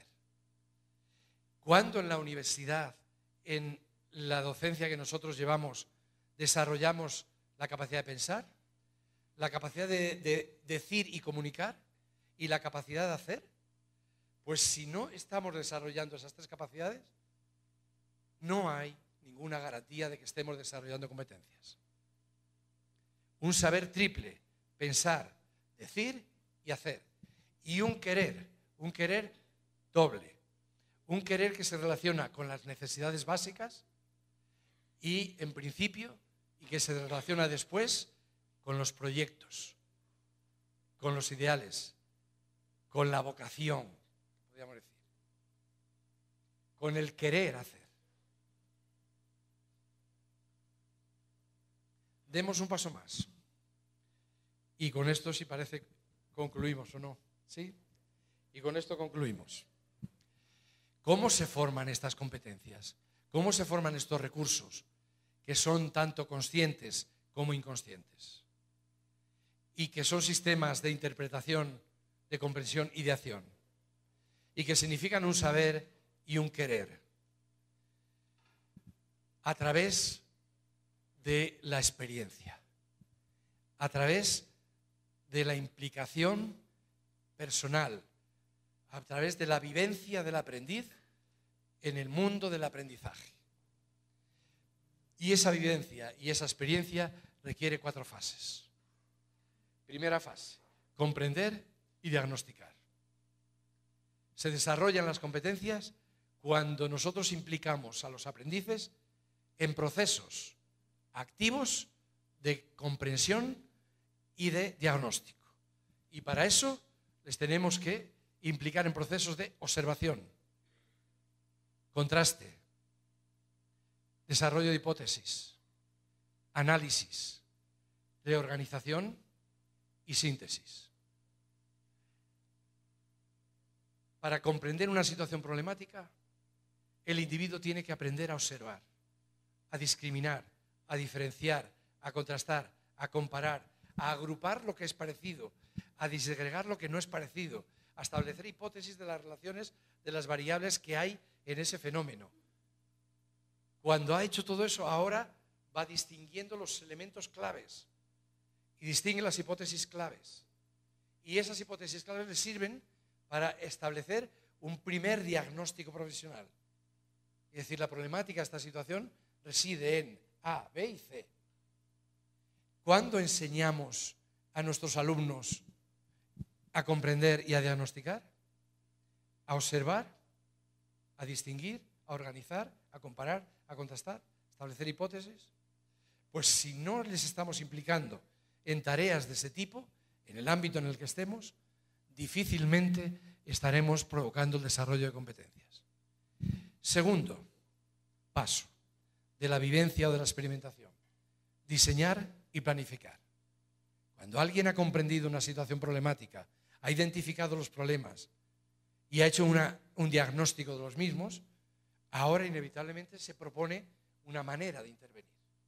Y la manera de intervenir implica un diseño y una planificación. un diseño, hacia dónde vamos. Y en el diseño están implicadas fundamentalmente los valores, las creencias y el mundo ético, el mundo teleológico. ¿Hacia dónde queremos ir? Yo he visto un problema, pero ese problema que he visto, ¿cómo lo soluciono? ¿Hacia la acomodación o hacia la revolución? Depende de las finalidades. Por tanto, en el diseño tienen que estar muy claras finalidades, valores, orientaciones, sentido de lo que queremos hacer y por qué. La creatividad es clave en el diseño. La alternativa es clave en el diseño. El ir más allá de lo que se ha hecho es clave en el diseño. Y en la misma fase, el diseño lo derivamos en planificación. Y ahora cuando planificamos, tenemos que ser muy rigurosos y muy sistemáticos, previendo a dónde nos va a llevar, cuáles son las conclusiones o las consecuencias de este diseño, cómo puedo prever hacia dónde va y ahora cómo planifico. Para conseguir el desarrollo, ¿cuál es el primer paso? Segundo, tercero, tal. Si en el diseño está la creatividad, en la planificación está la racionalidad. El mundo de lo posible, de la condición de las posibilidades donde voy a actuar. Eso lo hemos hecho todos. Y los que seáis como yo, lo estaréis viendo continuamente en vuestros hijos. Este fin de semana se quieren ir. Han diagnosticado un problema y tienen una finalidad. La finalidad es irse de juerga la noche del sábado, sin límite. Y ahora diseñan a dónde quieren y establecen una planificación. Y la planificación de actuación es decir, ¿quién está más débil y más sensible hoy, papá o mamá? ¿Con quién me meto? ¿Y qué le digo? ¿Por dónde voy? Claro, mamá se va a creer perfectamente que María, como es mi amiga, pues me voy a dormir con ella. Como en esa casa no hay nadie que pueda responder, bien, perfecta, planificación perfecta, pasos. Bueno, pues eso que hacemos continuamente debemos de hacerlo de manera sistemática en la intervención pedagógica. Pero la planificación tiene que ser flexible y el diseño tiene que ser de planificación progresiva. Bueno, ¿cuándo pensar en vuestras clases como yo pienso en las mías y en la docencia que tenemos? ¿Cuándo les ponemos a los alumnos en situación de que diseñen y que planifiquen?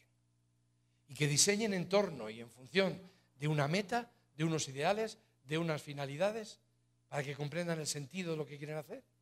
Y que ahora planifiquen teniendo en cuenta las posibilidades del contexto de actuación donde se van a tener que mover. ¿Conocen ese contexto? Pues si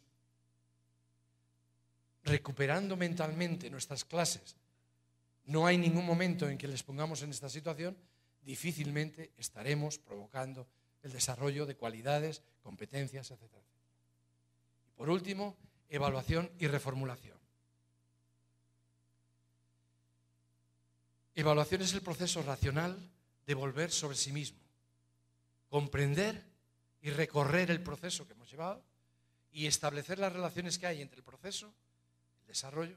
Perdón, no, claro, me he dejado la tercera. Digo, si no, tercera, desarrollo. Tercera fase, desarrollo. Lo que hemos planificado, ahora hay que actuarlo. Y a la hora de la actuación entran en juego otras habilidades muy distintas de las que hemos utilizado para la comprensión y de las que hemos utilizado para el diseño. Y en la mayoría de las profesiones, la actuación implica interacción humana. Y por tanto, las habilidades fundamentales que tenemos que desarrollar, que tenemos que cultivar para ejecutar bien la acción, son habilidades sociales. Es el control de nuestras emociones y es el desarrollo de las habilidades que nos permiten comprender a los demás, intercambiar con los demás, escuchar a los demás, proponer a los demás, etcétera, etcétera. Es decir, son habilidades sociales. Podemos comprender muy bien, diagnosticar bien, diseñar de manera potable y ser absolutamente groseros y absolutamente torpes en la actuación. Porque en la actuación se pone fundamentalmente en juego nuestras emociones y nuestras habilidades sociales. Sobre todo cuando estemos hablando de profesiones que implican interacción, como la nuestra, como docentes universitarios. Es clave el desarrollo de las habilidades sociales. Supongo que aquí no ocurrirá, pero os pongo un ejemplo de la Universidad de Málaga. Año 85, yo era vicerrector de ordenación académica y profesorado y me tocó lidiar con un problema. Un profesor, decían que era muy buen investigador, parece que sí, en física, y que tenía el prurito de que en su asignatura no aprobaban más que 1 o 2 cada año. Y eso era síntoma de calidad. Y, claro, cuando me toca intervenir,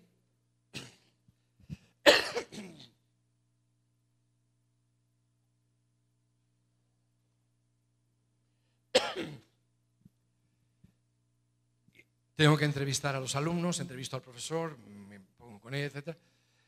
Y los alumnos me dicen, así, literalmente, el primer día de clase, se enfrenta, parado, delante de todos, le dice, os veo muy sonrientes, ¿es que no me conocéis?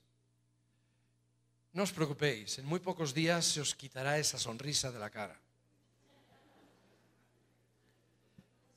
Bueno, bien, estoy poniendo un extremo, ¿no?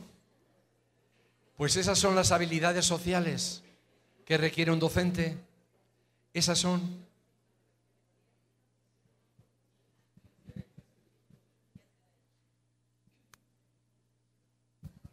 Muy buenas tardes, doctor. Realmente usted ha dado respuesta a algunas inquietudes que por mucho tiempo han estado presentes en mi mente. Una de ellas es que ¿por qué los estudiantes en los diferentes niveles, e inclusive todas las personas, estamos programadas para aprender y no para actuar? Y la segunda pregunta, doctor, que quiero hacerle, que por favor, en el contexto del concepto de competencias que usted nos explicó con mucha claridad y precisión, ¿cuál es su criterio o está usted de acuerdo en que al programar una asignatura tengamos que elaborar objetivos del dominio cognitivo, objetivos del dominio psicomotor y objetivos del dominio afectivo? Créamelo que para mí realmente ha sido muy difícil. Quisiera, doctor, por favor. Bueno, con respecto a la primera pregunta, es así en los últimos siglos. No ha sido así a lo largo de la historia. El ser humano lo primero que ha hecho es aprender a actuar. Y de la actuación ha ido extrayendo componentes teóricos, pero en un momento mucho más secundario. Y en todas las culturas tradicionales, todas las culturas rurales, la primacía es la acción. Y el conocimiento teórico es el resultado de la acción. Sí es cierto que desde la época industrial y desde la constitución definitiva del sistema educativo, aparece ese defecto y se consolida ese defecto. Porque el sistema educativo se constituye y se consolida como, y fijaros cómo les llamamos, no les decimos aprendices, les llamamos estudiantes. Es decir, lo que tienen que hacer es estudiar, y estudiar es ponerse en relación teórica con un texto. Esa es la actividad, aprender a comprender un texto, en el mejor de los casos, a retener ese texto y a reproducir ese texto. Si eso se ha hecho en todos los sistemas educativos, desde los 6 años hasta los 20 y tantos, absolutamente normal la primacía de aprender teóricamente, obviando el hacer. Pero el ser humano, a lo largo de la historia, no ha primado la transmisión teórica. Lo que primaba era la transmisión, en todo caso, de hábitos, de rutinas que había que aprender para hacer las cosas. Por tanto, yo creo que es un efecto indeseable, un efecto colateral no deseado, de cómo el sistema educativo se ha convertido en un sistema de aprendizaje academicista. Yo llamaría a los estudiantes, los llamaría aprendices, porque estudiantes no implica más que uno de sus componentes de la tarea que tienen que hacer. Ellos lo que tienen que hacer es aprender. Se puede aprender haciendo, se puede aprender interactuando, se puede aprender estudiando, se puede aprender investigando, etcétera, etcétera. Pero estudiar es solo un componente importante, muy importante, pero uno de los componentes. Perdón, la segunda pregunta. Bueno, si la especificación de objetivos nos clarifica para entender mejor lo que tenemos que hacer, chapó. Si la clarificación de objetivos es tan rutinaria y es tan burocrática que nos impide la comprensión del todo, deberíamos de optar por otras fórmulas, mi opinión. Por tanto, hagamos la clarificación de objetivos o la proclamación de objetivos de manera que nos sirvan para entender lo que queremos hacer, no para rellenar una planilla, sino porque son componentes de comprensión de hacia dónde vamos, de lo que queremos y lo que nos proponemos.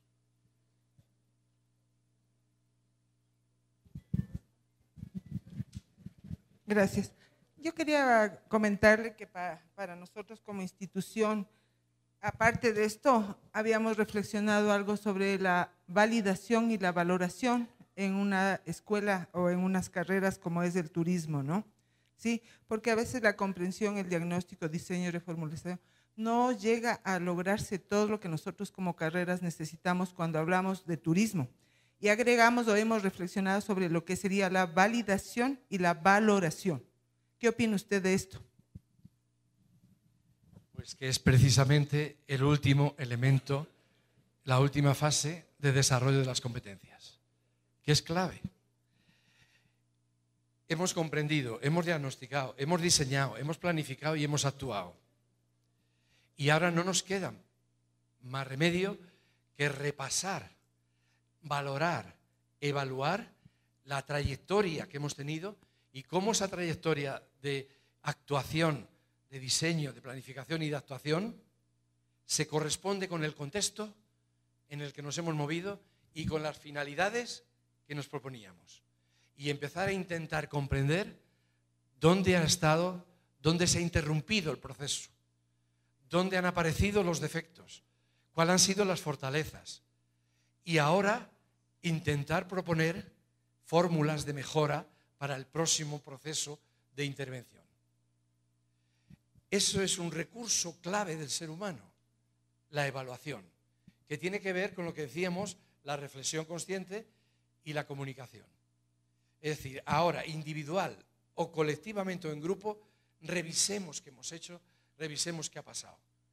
¿Dónde están nuestras fortalezas? ¿Dónde están nuestras debilidades? Y cómo mejorar. Por ejemplo, en el proceso que hemos llevado a cabo en España durante estos años para adaptar las nuevas carreras a las nuevas propuestas, hemos planteado que cada año hay que revisar. Porque cuando hacemos la primera propuesta de lo que vamos a desarrollar en las nuevas carreras, no es un punto de llegada, es un punto de partida. Ustedes creo que lo tienen en el 2015, nosotros lo tuvimos en el 2010. Ese no es más que un punto de partida. La primera propuesta provisional que hacemos. Y ahora tenemos que hacer un seguimiento valorando qué ha ocurrido en ese año. Y nuestra propuesta que creíamos que era tan magnífica, ¿ha resultado o no? ¿Y por qué? Y permitir que la propuesta se modifiquen cada 3 o cada 4 años en aquellos elementos claves que hayamos identificado todos como defectos o como fortalezas.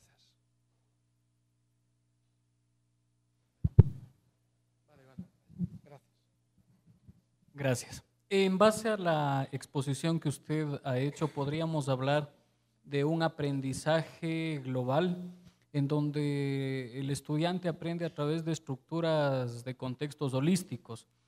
Esto quiere decir que el estudiante, al ser un ente holístico, participación académica también se reinventa y se reconstruye desde un enfoque.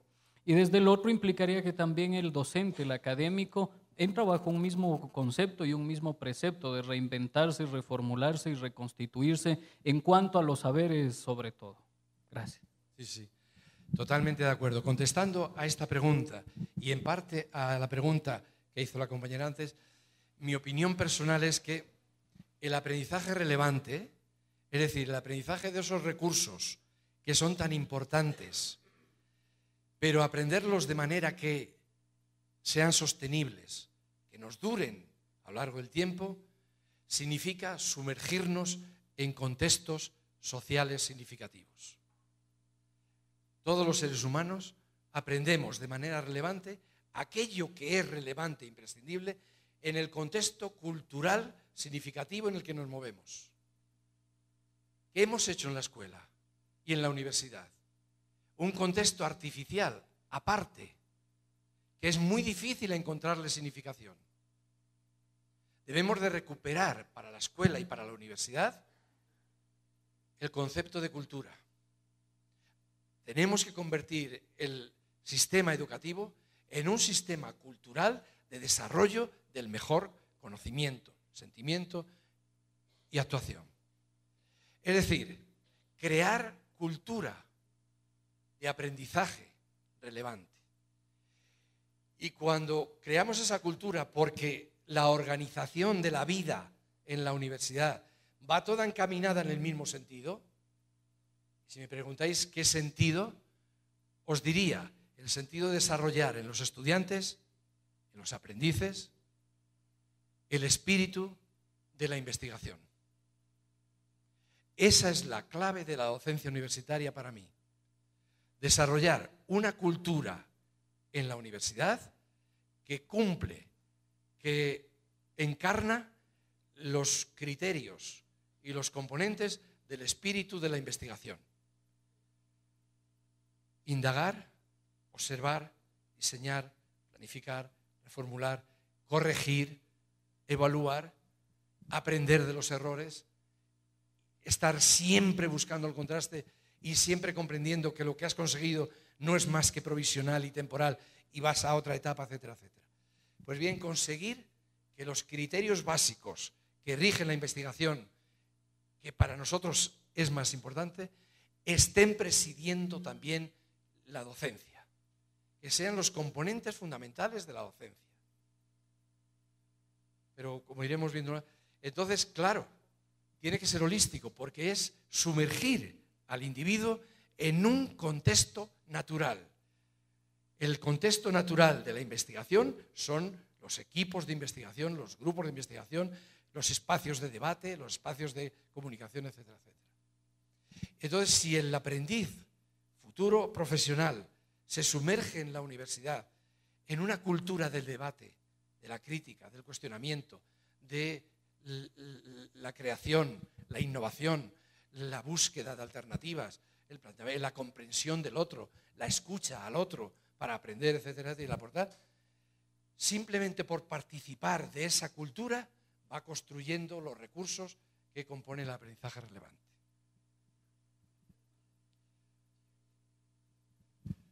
Mientras llega ahí. Y en ese proceso, ¿qué rol cree usted que desempeñan las disciplinas? Las disciplinas. Usted en algún momento dijo que las disciplinas quizás son lo mejor que tenemos para desarrollar ciertas competencias. Entonces, ¿cómo relaciona esto usted en cambio con planteamientos, por ejemplo, respecto al conocimiento interdisciplinario, transdisciplinario, etcétera? Para mí las disciplinas son claves. No puede haber comprensión interdisciplinar si no hay desarrollo disciplinar. Pero son claves para el docente, no para el aprendiz. La disciplina en su componente completo tiene que construir claramente la mente del docente. Para el aprendiz, componentes de esa disciplina empezarán a ser poco a poco imprescindibles. Y después otros componentes de esa disciplina. no la disciplina en su conjunto. La disciplina en su conjunto es para el especialista, pero para el aprendiz es aquellos componentes de la disciplina imprescindibles para entender un problema, empezarán a ser imprescindibles para él. Y además, ese aprendizaje relevante de ese componente será sostenible y será duradero. Si para mantener ese componente necesita la relación lógica con otro componente, llegará a ella. Y si otro, llegará a ella. Ahora bien, cuando afrontamos problemas, situaciones problemáticas, proyectos o casos, la aportación de una disciplina siempre será insuficiente. Y necesitaremos aportaciones de otras disciplinas. Pero sin conocimiento disciplinar no hay posibilidad de afrontamiento interdisciplinar. Por tanto, el afrontamiento interdisciplinar debe ser el resultado o el objetivo de equipos de docentes, donde cada uno aportamos nuestra especialización disciplinar y de la estructura metodológica del planteamiento didáctico. Es decir, para que tenga sentido un problema, no podemos fraccionarlo en disciplinas, porque el aprendiz no lo va a entender y se va a desenganchar. Tenemos que plantear la complejidad del problema interdisciplinar para el aprendiz. ¿Dónde va a encontrar el aprendiz aportaciones significativas de cada una de las disciplinas? En mí, no. Porque yo tengo aportaciones de un ámbito, no de otros. Pero yo sí le puedo decir dónde va a encontrar los otros. Y esa será nuestra tarea, pero bueno, lo vamos a ver mañana y pasado. Doctor. Que empiece allí y ahora viene aquí. Sí, sí. ¿Yo?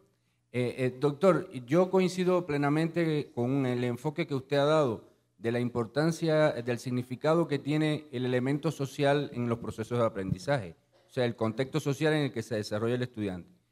Sin embargo, desde finales del siglo pasado y la primera parte de este siglo, ha habido una tendencia al incremento del aprendizaje a través de procesos simulados.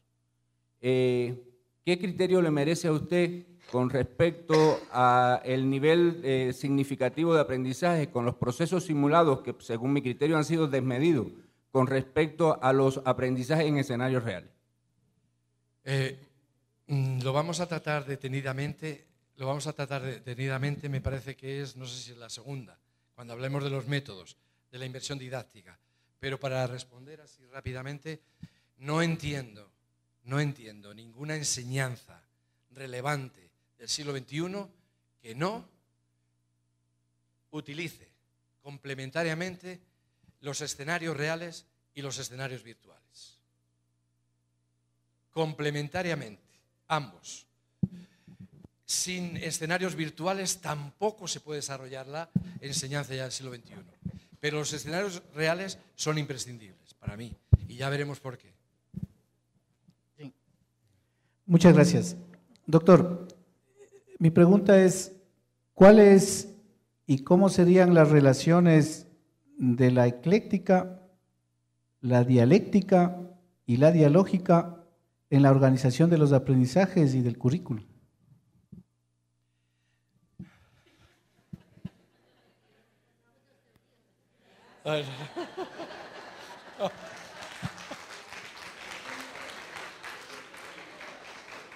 Bueno,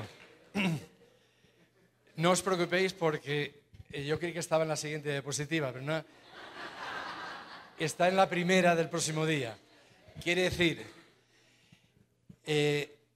las competencias que a mi modo de ver básicamente tenemos que desarrollar como recursos en los aprendices universitarios, la primera es lo que yo denomino la mente científica y artística.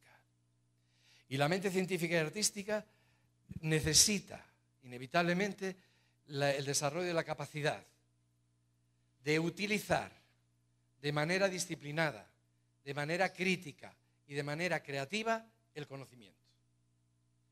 Y ahí está la dialéctica, está la crítica y está la dialógica. Es decir, que para mí son complementarias. Pero el objetivo es desarrollar en cada uno de nuestros estudiantes que sean capaces de utilizar el conocimiento. Ya veremos a ver qué entendemos por conocimiento, que nos muestra ahí, de manera disciplinada, es decir, no arbitraria.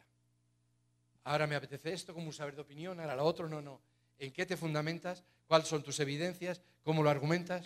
Segundo, de manera crítica, es decir, entendiendo que no hay fundamentos definitivos, ni para siempre ni para todos, sino que nos movemos permanentemente descubriendo espacios de verosimilitud. Y la crítica lo implica es que seamos conscientes de que todas nuestras adquisiciones serán construcciones temporales y provisionales, y por tanto cuestionables. Y la dialéctica es clave en la crítica, es clave, porque tenemos que ver las distintas variables que están incidiendo en un fenómeno.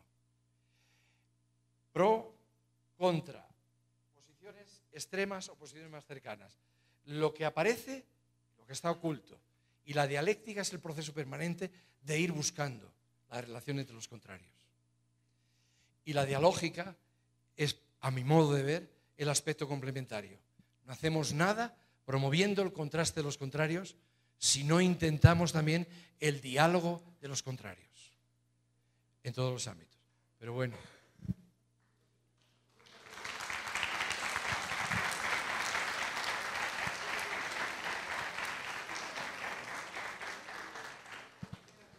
¿Damos la última pregunta o dejamos para mañana ya? Ya para mañana.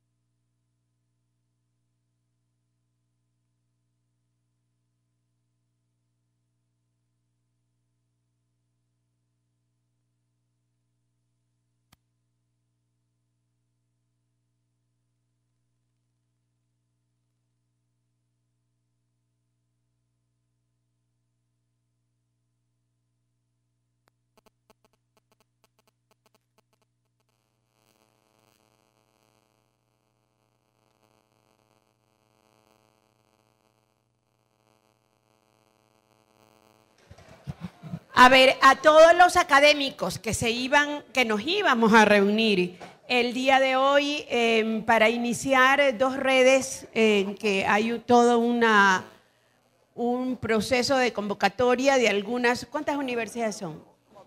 Como 20 universidades para armar la red de las carreras de administración. Dada la hora, más bien lo que tenemos como propuesta es iniciar mañana la reunión a las 8:30. Hay carreras de administración y carreras de turismo. Entonces trabajamos de 8:30 a 9:30 e iniciamos el taller a las 9:30 para los que no vayan a estar en esas carreras, en esa red, ¿ok? Aquí nos encontramos carreras de administración y carreras de turismo. Y ahora sí el refrigerio. Ahora sí el refrigerio.